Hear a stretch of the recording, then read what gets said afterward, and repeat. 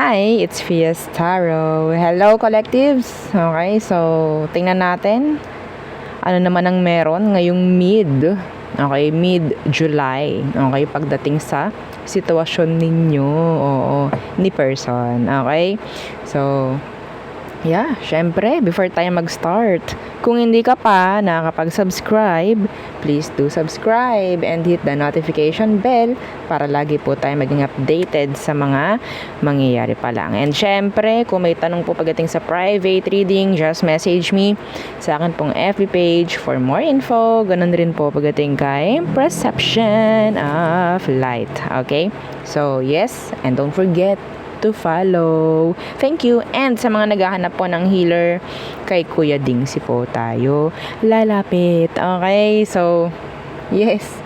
Oo. Kung ang inyong concern is physical, spiritual, may mga kula, may mga sanib, yan, yan.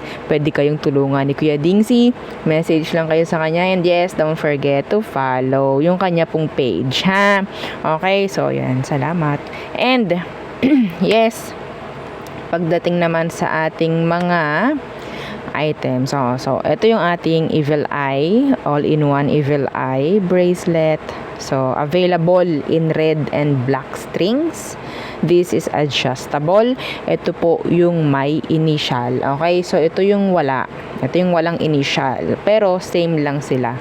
Okay, no, kung anong meron. Okay, this is all for protection, okay, sa Evil Eye. Okay, so ito naman is this is garterized. Okay, so yan po, and ito naman ay yung ating adjustable. Okay, so Evil Eye ring, non-tarnish, hypoallergenic, and adjustable po. Ang ating ring, so no need to send us your measurements o pagdating dyan, sizes, no? Okay, so ito naman ang ating Evil Eye necklace. Oo, lagi siyang nahihiya. O, yan. Ganyan po ang ating Evil Eye necklace. Yan. Oo. Hindi talaga mabigyang hustisya yung ating mga Evil Eye, no? So, non-tarnish, hypoallergenic, and meron siyang extender. Okay? So, yan po, ha?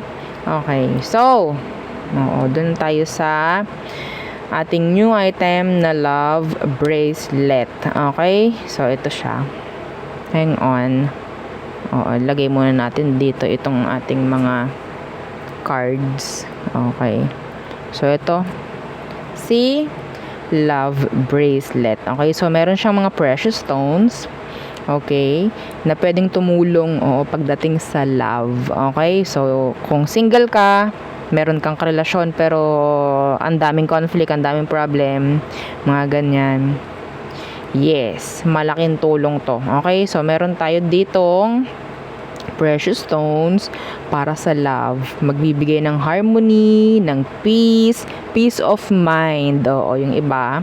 Okay, so yan po ha, yung mga precious stones and gems ng ating love bracelet. And plus, yung ating sasabihin at ibibigay. Yung aking ibibigay dito.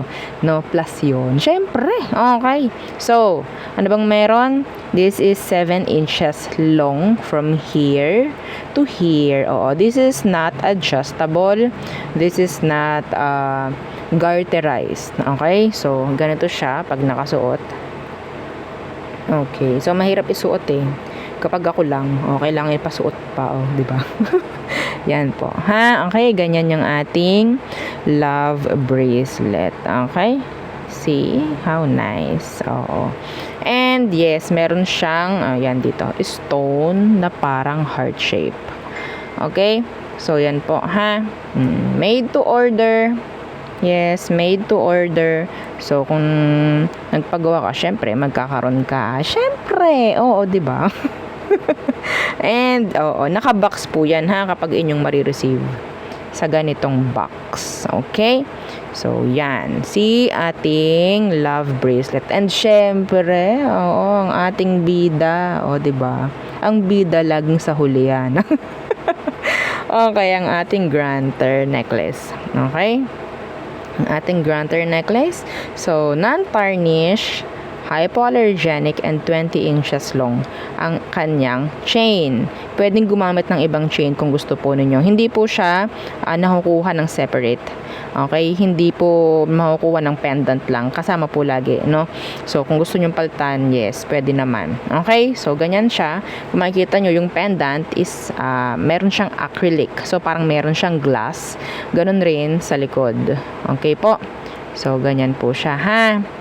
Okay? So, again, katulad ni Love Bracelet, this is made to order. Okay po, made to order ang ating Granter necklace. And yes, this is unisex. No? Oo, unisex. Ganyan siya. Okay? So, and yes, nakabox rin to. Okay? Nakabox rin siya ha, sa ganito. Okay? Nakaganto si Granter. So, yeah, kung ano pa ang iba pang tanong, ng madla, yan, message lang po kayo ha.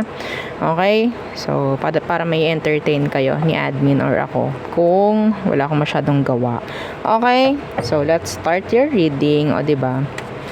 Okay. Let's start the reading, collectives. This is for mid-July. Okay? Mid-July. Titingnan natin yung sitwasyon kung ano magiging takbuhan. Okay? Kung ano bang mga next action, mga ganyan. Let's see. Collectives, ano bang sitwasyon meron kayo? Yan. Okay, anong sitwasyon meron kayo? The Page of Wands. Okay. What's that? Excuse me. The Four of Wands inversed. Ay, okay. Some of you might be dealing with a fire sign, Aries, Leo, Sagittarius, no? Okay, so ang nakikita ko ditong sitwasyon is hindi po nagkakaroon ng progress or development or improvement. Okay? So, kung label man ito, wala akong nakikitang label. Okay? Parang sa umpisa lang lagi, parang umpisa lang kayo ng umpisa, pero walang nangyayaring progress, no? Walang nangyayaring kaseryosohan. Puro ito something like, alam niyo yung energy na parang teenager or parang ganun. Oo, hindi nagkakaroon ng tawag dyan, settling, mga ganyan. Okay? See, there's no offer. Walang nangyayari dito. Okay? So, tingnan natin. Ano bang meron sa person mo? Bakit ganyan? Bakit hindi niya kayang mag-offer? Or bakit hindi niya mabigyan ka ng seguridad, no? Okay? Mga pababae, mga palalaki, kung ano man ang gender. Okay? Let's see. Anong meron sa kanya? Bakit ganyan? Parang hindi siya handa eh. Oo, hindi siya handa. Yeah, the Nine of Wands inverse, hindi siya handa. Yeah. Nine of Wands inversed. And the Queen of Coins. Okay. So, ang nakuha ko rito, may chance na may inaatupag na iba. Okay. May inaatupag na iba. Hindi niya alam ang prioridad eh. Pagdating sa'yo. Ano? Okay. Meron tong mga sabihin nating inuunang iba. Okay? Ayokong maging specific. Pero, yes. Some of you, nagkakaroon lang sa sitwasyon din ng parang one-sided. This is a one-sided connection. Some of you, may age gap kayo ng taong to. Okay? Someone is younger, someone is older. Yeah. Collectives, ang isa pa is someone is open. Someone is like nagpapakamartir, parang ganyan.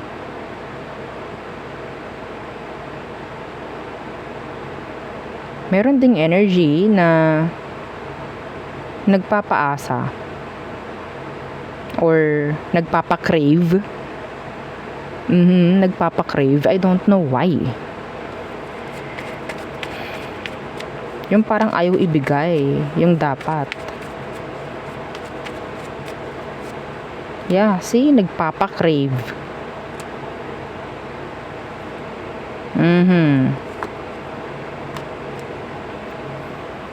So, I guess, sa ginagawa niya, ang resulta is nagke-crave ka. No, dito sa sitwasyon nyo, sa kanya, sa label, sa seguridad, assurance, mga ganyan. May iba sa kanila may anak po. Okay, may iba sa kanila may anak. And hindi niya magawang mag-focus sa'yo. Kaya ganun. Mas uunahin ko to kaysa sa'yo. Mga ganyan. Okay? So, ano ang totoong emosyon ba? Tingnan natin. Totoong emosyon ng taong to sa'yo, collectives. Shan shararan. The Two of Cups. Okay. So, why the Two of Cups? Anong meron sa Two of Cups? So, siguro, nandyan yung connection. Yeah, the Knight of Swords. Walang tigil to. Walang pagtigil dito. Wala akong nakikitang hinto. Okay? Yeah. The Knight of Wands in reversed. Walang patunguhan eh. Opo, walang patunguhan. Yung parang hanggat mayroong kalsada, tuloy-tuloy. Parang ganun. Oo, pero walang alam. Walang idea kung saan pupunta. May gali. Oo. Nandyan kayo, pareho, sa sitwasyon, sa connection. Pero, ano bang meron? Saan ba tayo patungo? Parang ganun. Okay?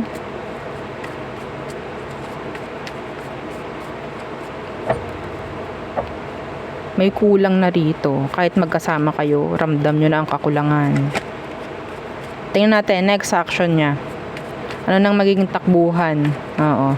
Ano nang pwedeng maging takbuhan ng connection nyo ngayong mid-July? The Emperor in reversed. Okay, why the Emperor in reversed? The King of Cups in reverse. Someone is afraid settling. Okay, someone. Overthinking. Diba? Unsure. Ito yun. Pagdating sa pagseseryoso. Okay, so maybe itong kakonect nyo, yes, gusto ka, yes, nandyan yung connection nyo, yes, okay, pero pagdating sa pagsettle, kung papipiliin to, isa at dalawang prioridad, ikaw yung nasa pangalawa. Parang ganon. Okay, ikaw yung nasa pangalawa.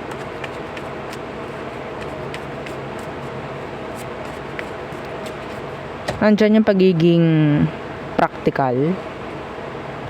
Okay?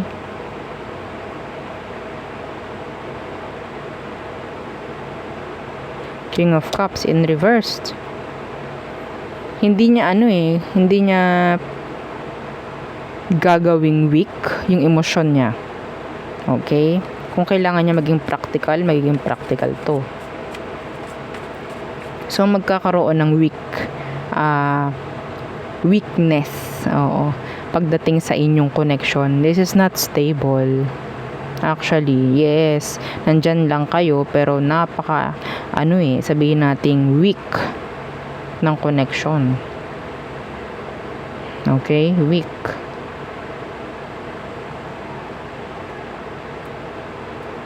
Nandito ang Two of Cups. Yes. Pero, kung hindi naman nakikiayon ang sitwasyon, wala rin.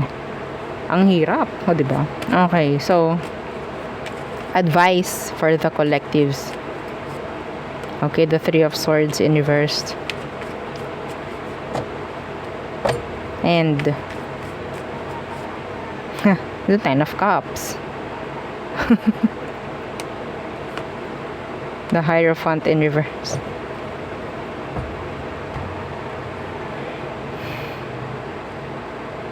If magkakaroon dito ng balance, no? Balanse, pagkakaintindihan. May something like mas maganda yung parang sa tingin ninyo, hindi naman kayo nag-aaksaya ng oras, nandyan kayo para sa isa't isa. Okay? O iwasan nyo yung parang mag-iisip ka na, ano bang meron sa amin? May patutunguhan ba to? Kung ramdam ninyo yung true love, no? Genuine emotion pagdating sa isa't isa, hindi nyo na para itanong yun. Hindi nyo na para problemahin, I guess. Yeah. Okay? So, kung ganyan ka pagdating sa kanya or siya, ganyan siya pagdating sa'yo, then magiging weak talaga to. Magiging weak talaga. Hindi ba mahalaga yung parang nandyan kayo for each other? Okay? Ramdam nyo yung kasiyahan na magkasama kayo. Hindi iniisip kung ano bang meron. Lalo na kung yung pareho naman kayong free. Okay? Pareho kayong free, walang sabit. Hindi nyo para isipin ano bang meron, ano bang, 'di ba? Nakaka-stress. Okay?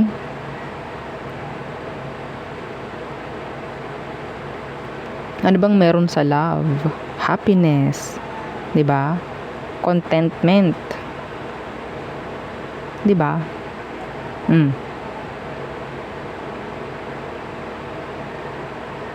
Yun ang nakikita ko.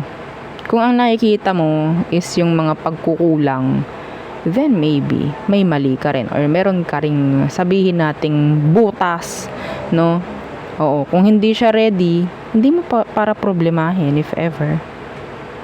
Kung hindi siya ready pero nandyan siya para sa'yo, ginagawa niya yung kung ano man ang mga dapat pagdating sa isang connection, then wala na dapat tanong-tanong. 'Di ba? Pipiliin mo pa rin yung tao at yung sitwasyon. Hindi yung nandito ka nga. Pero bakit ganyan? Parang di ka makapag-focus sa akin or parang laging lang akong may kahate. Lawak-lawakan ng isip, lawak-lawakan ng pag-intindi. Okay? Kasi yes, pwedeng itong taong to may iniintindi. 'Di ba? May iniintindi rin to. Pero pinipili ka pa rin. Hindi po ba? Nandun ka pa rin sa mga prioridad. Diba? Contentment, happiness. Nandyan yung nagtitiwala ka sa kanya. Okay na yun siguro. Hindi ka na para magtanong. Hindi ka na para magtanong.